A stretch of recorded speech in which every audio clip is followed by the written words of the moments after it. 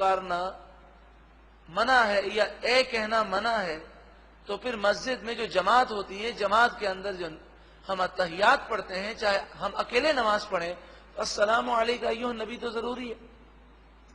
اچھا، ان سے کوئی پوچھے کہ میں مسجد میں ہوں اور کسی سے کہتا ہوں اے بھائی ذرا میری بات سنے، تو میں نے تو اللہ کے علاوہ کسی اور کو پکارا، تو فوراً سامنے سے جواب آئے گا آپ نے خدا سمجھ کے نہیں پکارا۔ تو یہی جواب ہے کہ السلام علیکم ایھا النبی جب ہم کہتے ہیں تو حضور کو خدا سمجھ کے نہیں کہتے، اللہ کا بندہ سمجھ کے کہتے ہیں۔ یہاں مراد ہے عبادت، اور رد مشرکین مکہ کا ہے جو 360 بت کی پوجا کرتے تھے۔ تو مسجد میں اللہ کی عبادت کرو، بتوں کی پوجا مت کرو۔ اللہ رب العالمین ہدایت عطا فرمائے۔ اصل میں مسلمانوں پر شرک کا الزام لگانا یہ ایک بہت بڑا شیطان کا وار ہے۔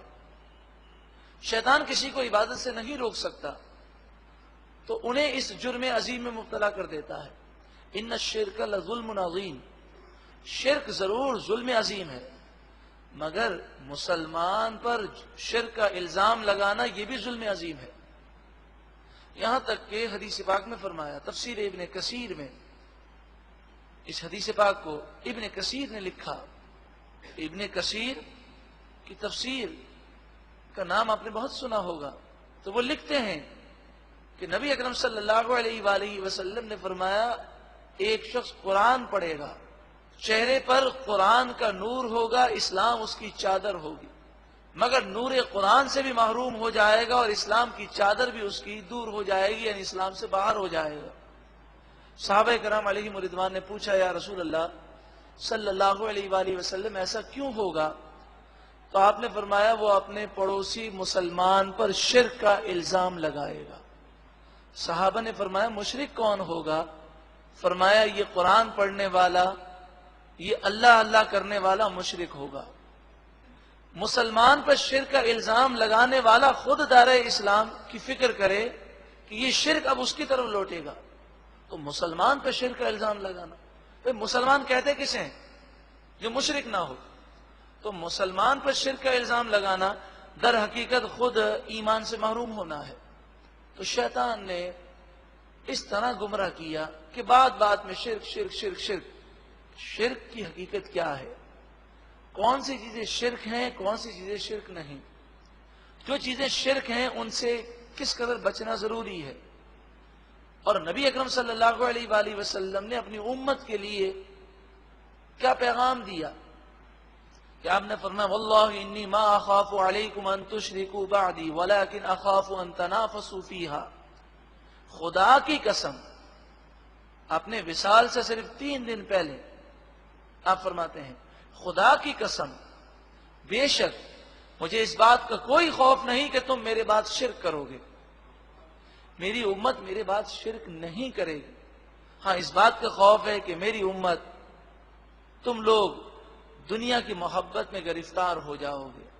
آج دنیا کی محبت میں سبھی گرفتار ہیں، لیکن یہ نبی اکرم صلی اللہ علیہ وآلہ وسلم کا معجزہ ہے، آپ کی دعوت توحید کا صدقہ ہے کہ عیسائیوں نے چند معجزات دیکھے تو حضرت عیسیٰ علیہ السلام کو خدا کا بیٹا سمجھ لیا، لیکن کتنا ہی گناہگار مسلمان ہو، کتنا ہی دین سے دور ہو، لیکن اس سے پوچھیں تو وہ یہی کہے گا کہ نبی اکرم صلی اللہ علیہ وآلہ وسلم کا مقام بہت بلند و بالا ہے، مگر آپ خدا نہیں، الہ نہیں، معبود نہیں، خدا کے بیٹے نہیں، بلکہ آپ کو جو کمال حاصل ہے وہ اللہ کی عطا سے ہے، بِإِذْنِ اللہ ہے۔ عیسائیوں کا جب رد کیا گیا تو عیسائیوں کو یہی بتایا گیا، اسلام مانتا ہے کہ حضرت عیسیٰ علیہ السلام نے مردوں کو زندہ کیا، بیماروں کو شفا دی، لیکن قرآن نے یہ کہا بِإِذْنِ اللہ، بِإِذْنِ اللہ، اللہ کی عطا سے انہوں نے کیا۔ الحمدللہ آج دین سے کتنا بھی دور ہو مسلمان، وہ یہی کہے گا کہ حضور صلی اللہ علیہ وآلہ وسلم نہ خدا ہے، نہ الہ ہے، نہ معبود ہے، نہ خدا کے بیٹے ہیں، آپ کو جو طاقت ہے وہ اللہ کی عطا سے ہے، اللہ تعالیٰ کسی کا محتاج نہیں۔ یہ جملہ ہر مسلمان کہتا ہے۔ جب اتنا عقیدہ ہے تو شرک کا کانسیپٹ ختم ہو گیا، پھر بلا وجہ زبردستی مسلمانوں پہ شرک کا الزام لگانا، اور خصوصاً جب رسول اللہ صلی اللہ علیہ وآلہ وسلم نے فرما دیا میری امت شرک کر ہی نہیں سکتی، تو ہم حضور کے فرمان کو سچا مانیں یا لوگوں کی باتیں مانیں کہ لوگ کہیں کہ آج مسلمانوں کی اکثریت شرک میں مبتلا ہو گئی؟ الامان والحفیظ، اس کی حقیقت جاننا ضروری ہے. یہ کیسٹ ضرور سنیں، شرک کی حقیقت. وَأَنَّهُ لَمَّا قَامَ عَبْدُ اللَّهِ يَدْعُوهُ، اور یہ کہ جب اللہ کا بندہ اس کی عبادت کرنے کھڑا ہوا، كَادُوا يَكُونُونَ عَلَيْهِ لِبَدًا، تو وہ ان کے پاس اس کثرت سے جمع ہوئے کہ قریب تھا وہ ان پر آ پڑیں.